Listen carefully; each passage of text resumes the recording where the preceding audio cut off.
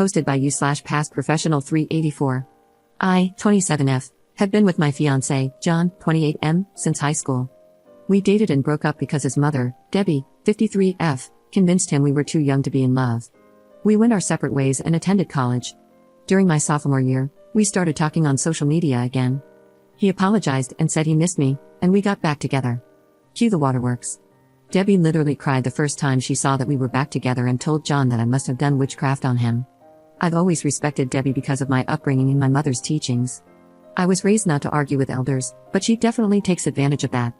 Since John and I got back together, she has tried to set him up with women from her church, her workplace, and even her friends' daughters. John rejects all of them, but Debbie says that I'm controlling him. John has told her to stop, but not in a way that I feel gets the message across. Anyway, 3 months ago, John proposed. Debbie didn't come to the engagement party. Cool, whatever. She didn't attend the family dinner we held so both sides could meet. Cool, whatever. John's dad did come and apologize for his ex-wife's behavior. He left her when John graduated high school. I told him not to worry about it. The problems really started when John decided to confront his mother about her behavior toward our engagement. This seemed to finally make him realize how much she's interfering, as he's always tried to brush it off, and told me to do the same. She gave him a sob story about how she got pregnant with him before marriage, never had a proper wedding, and now feels triggered by our situation. She had a shotgun wedding at the courthouse. When he asked her what she needed to feel comfortable, she said she'd feel better if she wore white, and I wore soft pink or lavender. For some reason, my fiancé thought this was a fair compromise. He also said, didn't ask, that his mom could walk me down the aisle so she could have her moment in her dress. I told him absolutely not. We got into an argument about it. I told him it's crazy that he'd argue with me to defend his mom's honor but wouldn't do the same for me. He accused me of being petty and selfish. It got pretty bad. We've agreed to cool off for now, but based on how heated it got, I could tell we both almost decided to call the wedding off. Now, things are weird. I love John, but I'm starting to see how much he lets his mom influence our lives. I can just imagine her sitting at home with this evil grin, knowing she's driving a wedge between us, while John remains putty in her hands. I'm seriously considering calling off the wedding. Am I overreacting? Or is it really just about the color? Update 1 day later. Hey everyone, I'm not sure if this is the update everyone wanted, but here's what happened since my last post. John came home remorseful. He told me he had been anxious about the situation and had brought it up to a coworker/friend, mentioning how I didn't want to compromise. Apparently, his friend, God bless his soul, went off on him about how cringy he was being. This angered me, so, when I say something, it's a problem, but when another man tells him, he suddenly sees the other side. I brought up my talking points. 1. Him being easily manipulated. This was proven when I said he would listen to whatever another man said before listening to his partner. Even though his friend agreed with me, it hurt that John didn't listen to me. 2. His mom's effort to break us up with this ridiculous request. He was far more open to this theory now, knowing how cringy he looked even mentioning the situation to someone else. I compared it to a father removing a bride's wedding garter. He got the point. 3. Agreeing to his mom's crazy request without talking to me first. He claimed he didn't agree but told her he would see how I felt about it and then brought it up to me. I asked him why he didn't realize that his mother walking down the aisle on his wedding day was extremely creepy. He said it was just a dress in his eyes, and he didn't want his mom to miss the wedding. I told him there would be no wedding if he didn't straighten up. He said he understood. 4. His mom's blatant hatred for me. She didn't even ask to wear white alongside me, which would still be weird. Instead, she insisted that I not wear white at all, as if I were some impure WH3, thanks Reddit, because I hadn't even thought of that one. He said he didn't see it that way, he just knew she hadn't been showing up because she claimed seeing me in white upset her. So I said, do you not hear your own mom saying she wants to be the bride herself? That she can't stand it being me? Finally, it looked like a light bulb went off in his head. And 5. What role his mom would play in our wedding, childbirth, Mother's Day, and other milestones to come. I asked if I would always come in second place. He assured me I wouldn't and admitted how badly he had messed up. He said he was just trying to keep the peace. I asked, by always making her happy and making me miserable? I refused to live my life this way. He agreed, apologized, and said he wouldn't want me to be miserable. We have no children yet, but we created a plan for dealing with major milestones. His mom won't be involved unless I'm comfortable with it, and I won't be unless she does a complete 180. When I asked him what his mom said to change his mind, it was exactly what you all guessed, she cried. She cried about her baby being taken away from her, how she never got her wedding, how his dad left her and she was alone, and how she just wanted to experience a real wedding before she dies. She's perfectly healthy unless there's something we don't know. I told him that if this manipulation was enough to sway him, what's to say he won't turn on me again? He said his friend and dad talked sense into him about how he was going to lose me. I told him today was his last chance and gave him 4 conditions to stay engaged to me, if he even cared to. 1. Go low contact with his mom and do not let her make any decisions about our wedding, which will be postponed another year to see if he sticks to his word. 2. Attend counseling, both individual and couples therapy. 3. Speak to his mom about her behavior toward me, with me present, because every time he goes alone, he comes back with an excuse for why he let it go. And 4. Create strong boundaries and learn to uphold them. He agreed. Then came the hard part. I showed him the post. I felt bad as he read everyone ripping him to shreds in the comments.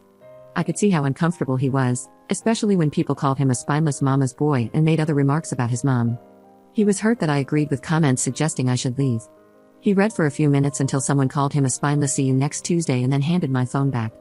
He said the comments were harsh but acknowledged they showed how insane the situation sounded, even if he had just been trying to keep the peace. Reading the post was the final wake-up call for him. He said seeing everyone telling me to leave physically hurt him because he knew he deserved it. We called his dad, whom I'm no longer calling my future father-in-law because I'll call off this wedding tomorrow if John doesn't have my back when we speak to his mom. John's dad, Dan, I'll name him because he's a big part of this update, also gave John a reality check. Dan was relieved John had decided to get his act together. We agreed to go to Debbie's house tomorrow with Dan and John's aunt. My dad is tagging along. John said he would tell his mom that, under no circumstances, can she make our wedding about her. He also said that if she cries or tries to guilt trip him, he will go no contact with her. I feel terrible because getting a man to stop talking to his mother wasn't something I ever thought I'd want. I doubt Debbie will come around, especially not tomorrow with all of us against her.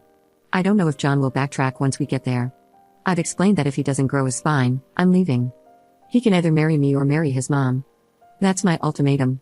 He says he chooses me. We'll see, I guess. This should make me happy, but I still feel icky. I'll update tomorrow after we talk to Debbie. Second update 1 day later. Hey everyone, I'm back with the last update. Some people reached out to disrespect me. I honestly don't care if you don't believe my story or find me annoying, but messaging me to call me names, be disrespectful, and or say I shouldn't wear white to my own wedding is classless. I won't respond, and I genuinely hope you all get the help you need for whatever trauma makes you that much of an angry person. To all the people who have reached out with positive vibes and advice, thank you so much. Anyway, John and I met up after work, and we headed to pick up Dan. John's aunt couldn't make it. My dad was meeting us there. I had really bad anxiety. I told Dan and Dad they should give us a few minutes before knocking so she doesn't feel ambushed. They agreed. We get to Debbie's. My heart feels like I'm going up the world's tallest roller coaster slowly. John is quiet. We get there, and he gives her a firm but respectful "Hey Mom." We sit down, and John tells her we came to talk to her. She asked, "What's wrong?" John got right into it. He bluntly told her that her actions toward me over the years have been petty and that her not showing up for any of our wedding events was unacceptable to him. He flat out asked her why she has a problem with me. I genuinely thought he was going to start with the dress situation, but he went straight for the root of it all. Debbie acted like she had no idea what he was talking about. She has actively tried to get him to cheat on me or leave me for other women, but in that moment, she was shocked and didn't know where this was coming from. She said she has no problems with me and loves me like a daughter. She looked at me like she expected me to talk, but like I said to you all, I wanted to see what John had to say.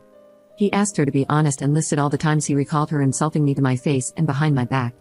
He mentioned that she also tells him he could do better every time I'm not around. This was news to me, but am I shocked? No. Deb was livid. She genuinely couldn't believe he outed her like that. She started going off on him, calling him disrespectful and saying he was disrespecting his own mother for an outsider. She kept saying, "I know she made you do this. I know she's the one making you disrespect me like this." John was trying to reason with her and get her to calm down.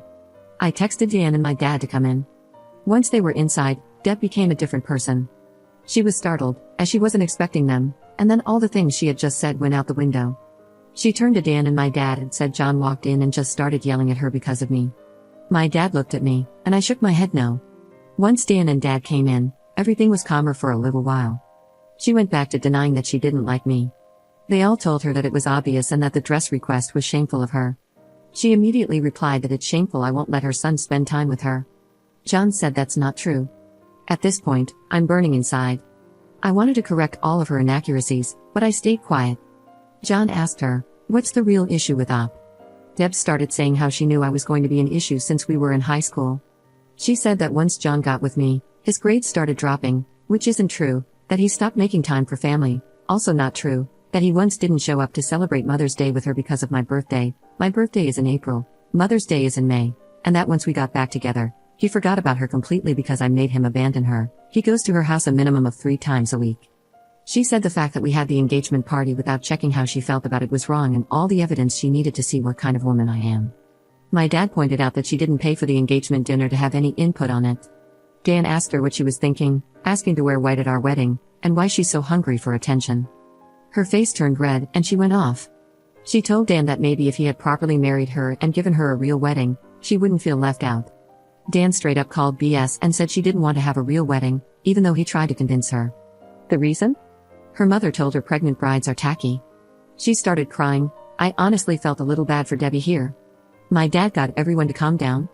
John finally spoke again and told his mom that he can't keep defending her when she won't even try to respect me. That for his sanity in our relationship, he's going low contact. Deb kept crying and said that John can't leave her for dead. She's the only mother he'll ever have. Mothers are forever, wives are not.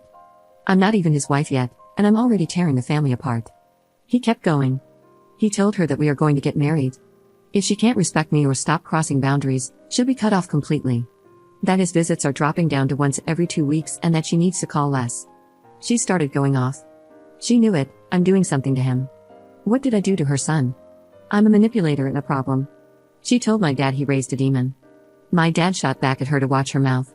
John kept shouting, Mom stop, but she kept screaming, and then she started hyperventilating. Whoever called it, you might be able to see the future.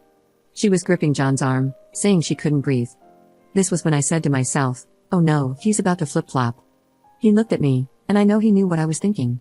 John got her a cup of water, then asked his dad if he could make sure his mom was okay and asked my dad to take Dan home. Dan and Dad agreed, and his mom started crying louder. She literally screamed, I can't breathe, as we walked out so he could hear her. I felt terrible, and I finally spoke. I told John I'm sorry and that I understand if he felt bad. He said he knew she was faking it, but his instincts wanted to run over and make sure she was okay. I asked, are you? He said no but looked really sad about it. My dad walked out behind us. My dad has never seen this side of Deb, and neither have I. She's always been catty or shady toward me, but this was insane. My dad straight up told John that his mom needed help with her mental health. John said he's going to talk to his aunt about getting her help. We went home, and John cried. He said he cried because he watched his mom villainize him and tell others that he just walked in and verbally abused her. He said it reminded him of the times he would fight with his dad because his mom would say Dan would just come home from work and yell at her for no reason. I guess it was deja vu for him. He was silent after she said that, so I believe it struck a nerve with him. He decided to go no contact for now. I did ask him if he was okay with me posting this part, and he said yes. Before we went to Deb's house, I called a couple of counselors in our area to check availability, and our first couples therapy session is next month. It's a little while away. He called his provider today to check for a therapist within his insurance and got an appointment for himself for the 23rd. The ball is rolling, and John seems like he's on the same page as me. I know this is weighing on him, though. Dan called us and let us know he got Deb to calm down.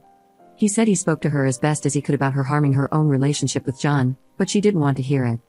Thank you, Reddit. I really didn't expect this to blow up like this. The advice and well wishes I got from this were so overwhelming, in a great way. While I should be happy, something about it all just makes me feel down. I hope that Debbie gets better and we can one day have her in our lives. Something about that comment about her mother made me hurt for little Debbie. Hopefully, one day I'll get to hear her stories. Now I'm going back to my regular life, and hopefully, I won't ever have a dramatic update for you guys again.